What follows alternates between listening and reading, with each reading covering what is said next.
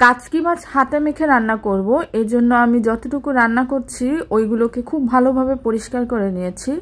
এবার যতটুকু মাছ ছিল ঠিক ততটা পরিমাণ আমি এখানে আলু কুচি করে নিয়েছি। ছোট সাইজের 2টা আলু ছিল এখানে। তারপর দিয়ে দিব পেঁয়াজ কুচি, আর 1 কাপের মতো পেঁয়াজ কুচি এখানে দিয়ে দিব। কাচকি মাছের সঙ্গে এগুলো কিন্তু খুব ভালোভাবে মেখে নিব। তার আগে কয়েকটা কাঁচামরিচ দিয়ে দিলাম 1 টেবিল চামচ রসুন বাটা এবং 1/2 টেবিল চামচ আদা বাটা, স্বাদ মতো লবণ। একে একে গুঁড়ো মশলা দিয়ে দিব। এখানে হলুদের গুঁড়া দিলাম পরিমাণ মতো, মরিচের গুঁড়া দিয়ে দিব একটুখানি কালার আনার জন্য, 1/2 চামচের মতো দিয়েছিলাম। তারপর দিয়ে দিব একটু ধনিয়ার গুঁড়া। এগুলো সবই অল্প পরিমাণে দিতে হবে। আর তারপর দিয়ে দিব একটু জিরার গুঁড়া। এখন দিয়ে দিব পরিমাণ মতো তেল, আর তেলটা আমি একটু অল্প দিয়েছি আগে, পরবর্তীতে লাগলে আবার দেওয়া যাবে। তো এই তেলটা দিয়ে এবার সব কিছু একসঙ্গে হাতে মেখে নিব। আর এই মাখাটা যত বেশি ভালো হবে মাছটা তত বেশি খেতে স্বাদ হবে। আলতোভাবে এগুলোকে মেখে নিচ্ছিলাম। আর যে পেঁয়াজগুলো একটু মোটা করে কাটা হয়েছে ওগুলোকে ভেঙে দিয়েছি। আলতো হাতেই মাখতে হবে, না হলে কাচকি মাছ যেহেতু অনেক নরম মাছ, সবগুলো মাছ একদম ভেঙে যেতে পারে। তাই এভাবে মেখে নিব অনেকক্ষণ, প্রায় 10 মিনিটের মতো মেখেছিলাম।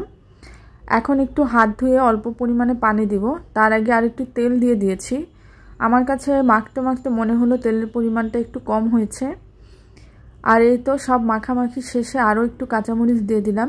এই মরিচগুলোতে আসলে যে যেমন ঝাল খেতে পছন্দ করেন সেরকমই দিবেন।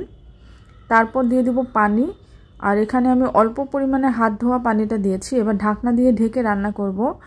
একটু পর পর নিচের দিকটা উল্টে পাল্টে দিতে হবে।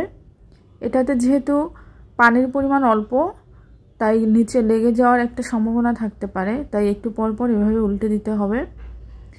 আর এখন আমি এটাকে আর একটু দেখে নিব। পেঁয়াজ থেকে অনেকটা পরিমাণে পানি বের হয়েছে। যে পানি আছে এটাতে আলু এবং মাছ সব কিছু ভালোভাবে সেদ্ধ হয়ে যাবে। তবু একটু চেক করে নিচ্ছিলাম যে কি অবস্থা আর কি।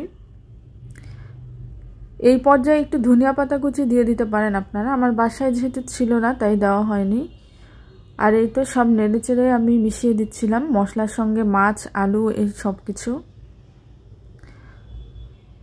যখন একদম ভাজা ভাজা হবে তখনই এটাকে নামিয়ে নেব।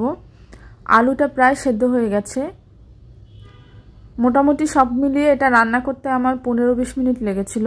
আর এই যে তেল ভেসে উঠেছে আর রান্নাটাও শেষ হয়ে গেছে। তো আজকের রেসিপিটা দেখতে কেমন লাগলো জানাতে ভুলবেন না। ভালো থাকবেন।